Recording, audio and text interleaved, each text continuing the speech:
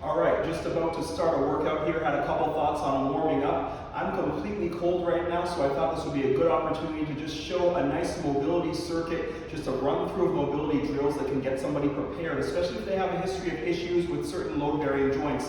What can get them prepared for a good workout, and something that I use as staples in my own clients programming and my own programming as well. So when it comes to mobility, we're trying to look at every major load-bearing joint and make sure that it's nice and limber and mobile, and the muscles are properly functionally working around that joint. So I like to start from the smaller patterns up into the more complex or larger patterns.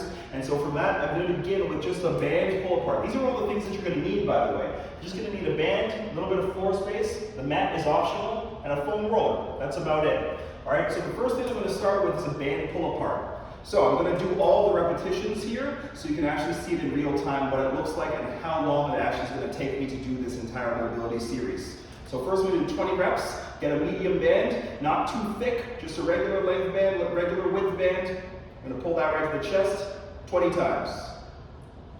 Squeezing the back every single time, not letting the elbows drop too low, and making sure that band contacts the chest at the same point.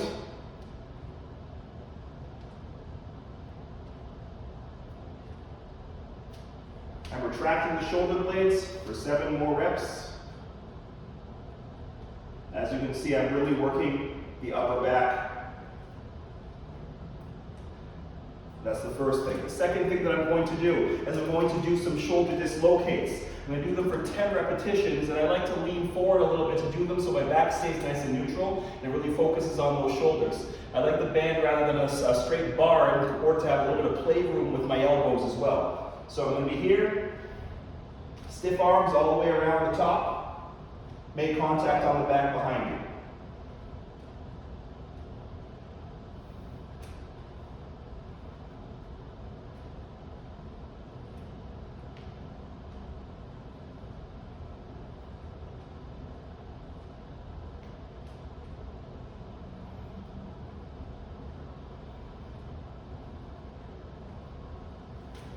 So that takes care of my shoulder joint. Then I'm going to look at my thoracic spine. So the next thing I'm going to do, get down and grab my foam roller. Just going to do some T-spine extensions while I sit down here.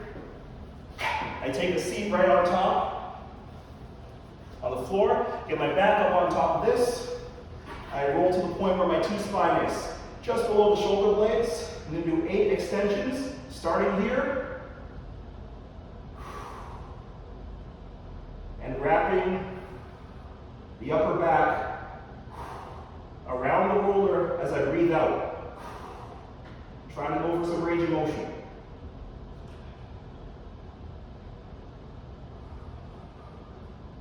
It's important not to try to arch or overarch the lower back, and rather try to stay isolated toward that upper back. I only got one left. And that take care of that. Next thing that I'm going to do is I'm going to focus on my ankle and knee mobility. So with my mat, just going to put it down, choose one side, take a knee. Other knee is going to be facing outwards like this. So I'm really facing this way with my torso and this way with my knee, not exceeding a 90-degree angle. I'm just going to do 5 half-kneeling dorsiflexions, trying to keep that knee on the ground.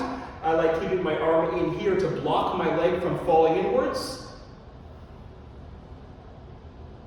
And I'm looking for 5 reps.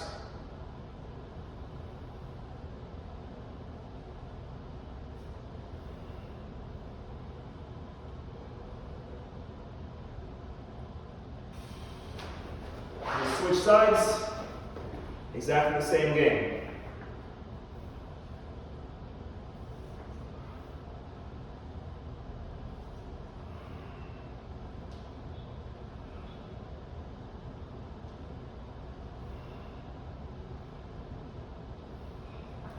All right, now I'm going into the Spiderman walks.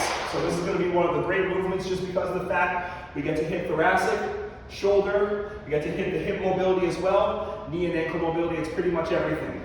So if you don't have space for this to do it in a walking fashion, you can do it on the spot the way that I'm going to. I'm just doing 3 steps per side. Plank, arms inside of the knee, Choose one to reach up, follow the hand with the face. Choose the other to reach up, follow the hand with the face. Then switch sides.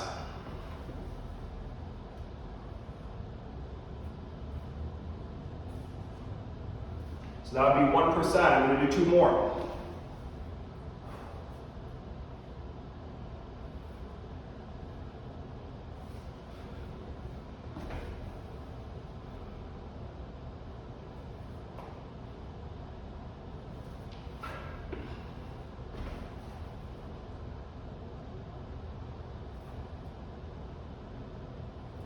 It's important to keep the hips in close to the floor and not having them kick out like this. Keep them in tight.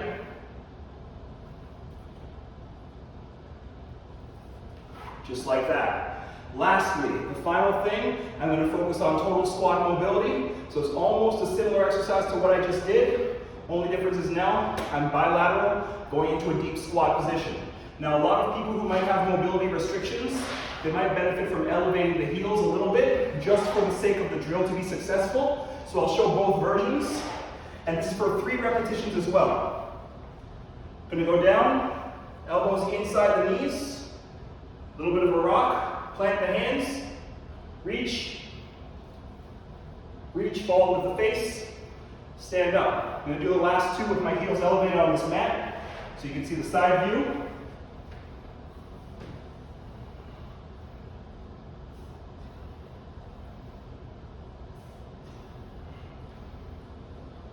Last time.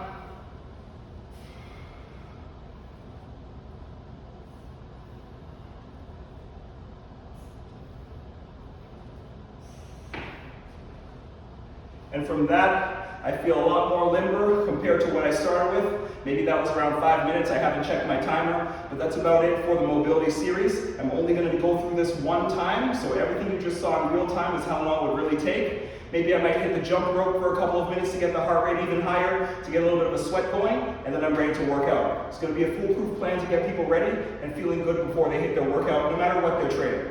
And that's it.